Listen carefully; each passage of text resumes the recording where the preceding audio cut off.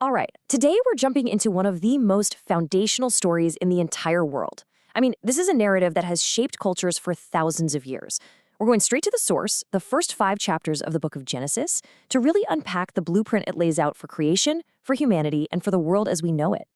And it all starts with this line. This might be one of the most famous opening sentences ever written. It just immediately establishes this powerful singular act of creation, bringing everything into existence from what was essentially a formless void. But what kind of story is it, really? Because it's so much more than just a creation myth. These first few chapters set up this incredible dramatic arc that has echoed for millennia. It's a blueprint for a perfect world, a catastrophic breaking point, and then the complicated, messy aftermath that introduces all these themes we still wrestle with today: love, betrayal, consequence, the whole shebang. So let's start where the story does, with this idea of a world of perfect harmony and incredible potential, all presented as this masterful, deliberate design. You see, the creation story unfolds with this beautiful, poetic rhythm over 6 days. Each stage just builds so logically on the last. Day 1, you get light and darkness. Day 2, the sky is separated from the waters. Day 3, boom, land and vegetation appear. Then on day 4, the sky is filled with the sun, moon, and stars. Day 5 populates the water and the air with creatures. And the whole thing culminates on day 6 with land animals and, as the absolute pinnacle, humankind. It's this incredible progression from chaos to perfect order. And after each and every stage, the text repeats this powerful refrain: "And God saw that it was good." Now, this isn't just some casual observation, right? It's a declaration. It's saying that the original world, in its very essence, is good and right. And when humanity is created on day 6, that assessment gets kicked up a notch to very good, which kind of marks the completion of this perfect design. But then the camera angle suddenly shifts. Chapter 1 gives us this huge, cosmic, zoomed-out view. It's God, Elohim in Hebrew, speaking worlds into being. But then chapter 2 zooms way in for this incredibly personal, hands-on account. Here, the text uses the name Lord God, Yahweh Elohim, and it portrays a creator who's more like an artist, forming man from the dust and literally breathing life right into him. So this artisan God then plants a garden, Eden, which is basically a sanctuary of perfection. And right there, in the middle of this paradise, the story places the 2 elements that are going to drive the entire human drama: the tree of life and the one that's about to become the center of everything, the tree of the knowledge of good and evil. And that, of course, brings us to the dramatic turn. We go from this world of perfect order to the breaking point, the single moment that, in this narrative, changes the course of human history forever. The whole conflict really hinges on just one rule. That's it. In this garden of total freedom and abundance, Adam and Eve are given just one single boundary. And the consequence for crossing it is spelled out crystal clear: death.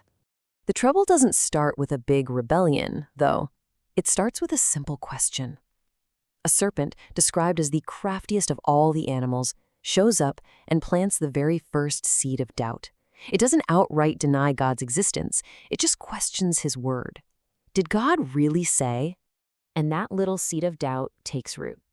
The woman looks at the fruit and sees that it's good for food, it's pleasing to the eye, and it's desirable for gaining wisdom. And then comes the simple, quiet, irreversible action. She ate. And this is so important, the text makes a point of saying her husband was right there with her, and he ate too. It's a shared decision, a shared action. The immediate result isn't physical death, not in that moment. It's a profound shift in their perception. Their eyes were opened. Their innocence is just shattered. And it's replaced by this new self-conscious awareness, which is symbolized by them suddenly realizing they're naked. And for the very first time, that brings a sense of shame. This one choice unleashes this wave of consequences, creating a brand new and much, much harsher reality for humanity from that point on. And the consequences are laid out very systematically, affecting every single relationship. The serpent is cursed. For the woman, joy is now mixed with pain, especially in childbirth. And her relationship with her husband is fundamentally changed. For the man, his connection to the earth is broken. Work is no longer effortless, it's toil. And for both of them, the ultimate punishment, they are banished from that perfect world they knew. They are exiled from the garden. The age of just having everything provided is over. Humanity's new normal is a world of struggle, of pain, and of hard labor. And the ripple effects of this new, broken reality show up almost immediately in the very next generation.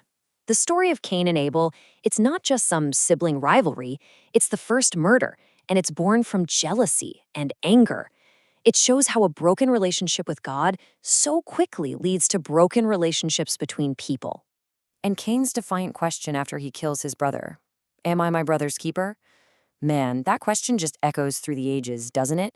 It's the raw voice of resentment, of denying responsibility. The story's implied answer is a huge yes, but the very fact that the question is asked shows you just how fractured things have become. And yet, here's this fascinating paradox. Even in this fractured post-Eden world, humanity innovates. They build. Cain, the murderer in exile, founds the very first city. And his descendants become the pioneers of civilization. You've got Jabal, who masters animal husbandry, Jubal, who creates music and art, and Tubal-Cain, who's forging tools from metal. Even in exile, society starts to take shape. Okay, so the final part of this section shifts focus one more time. Now it's all about the sheer passage of time and establishing the human family tree in this new world. So chapter 5 gives us this long list of names and ages. And look, it can seem a little repetitive, but what it's really doing is conveying a sense of epic, massive scale. I mean, we see Adam lived 930 years, his son Seth, 912. And then, right in the middle of this long march of generations, you get this beautiful little note about one man, Enoch, who walked faithfully with God. And then we get this number, 969. That's the age of Methuselah. It's just a staggering figure, right? It serves to highlight just how alien this primeval world was compared to ours. A world of these immense, almost unimaginable lifespans. But here's the thing. Despite these incredibly long lives, that sentence passed down in the garden still holds true. Every single entry in that long family tree, with the sole exception of Enoch, ends with the same exact phrase. And then he died. It's this constant, rhythmic reminder of the mortality that entered the world with that very first choice. So in just 5 short chapters, we've seen this incredible arc. A world created in perfect order, a single pivotal choice that shatters that order, and then this cascade of consequences that defines a whole new reality. It's a story of creation, of a fall, and of the complicated, messy beginnings of civilization. And it really leaves us with a pretty big question. How do these ancient themes of order and brokenness, of struggle and creativity, still echo in our own understanding of what it means to be human today?